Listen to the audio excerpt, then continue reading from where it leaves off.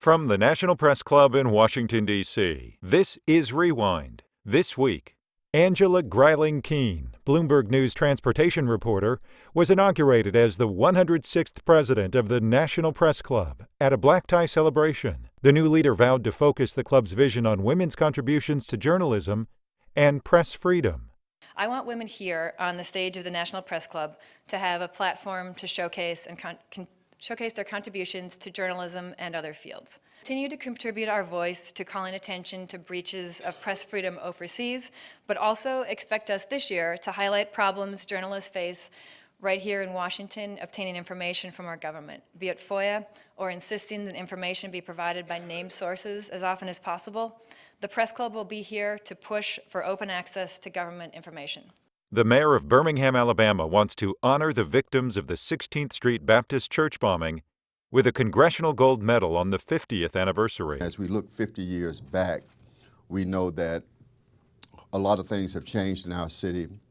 A lot of things were once upon a time never even dreamed could come about in our city, but because of the hard work and fortitude of men and women of all races, all religious backgrounds, and all cultures, change did come.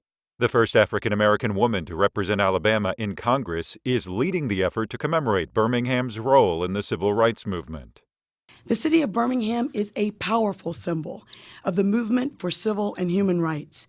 We are declaring 2013 as the year of Birmingham to honor the historic events that occurred in our city during 1963. The Human Rights Watch reports the Washington, D.C. Police Department mishandles sexual assault reports. Detectives were belittling victims, were threatening them with prosecution for false reporting, were threatening them in some cases with deportation, were indicating that they don't believe them when they reported, discouraging them from reporting, asking victim-blaming questions, and other insensitive treatment that was traumatizing to victims and was difficult for people to see. The insensitive handling of the cases has a negative effect on the fragile victims. The response an individual receives when they have the courage to come forward and say, this happened to me and please, I need help.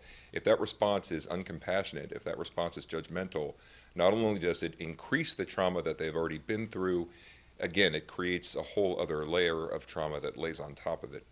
Energy industry leaders formed a panel to answer the hard questions of the day: traditional energy or alternatives? Energy is not a Republican or a Democrat issue, liberal or conservative. It's an issue that's important to each and every American, hence you calling it the most important issue of our time. One panelist believes that many Americans take energy for granted without considering the problems that will arise for future generations. Energy for so many people is an assumption that you open the fridge door and the light will come on. Well, what if it didn't one day? And that's what many people in the world live with.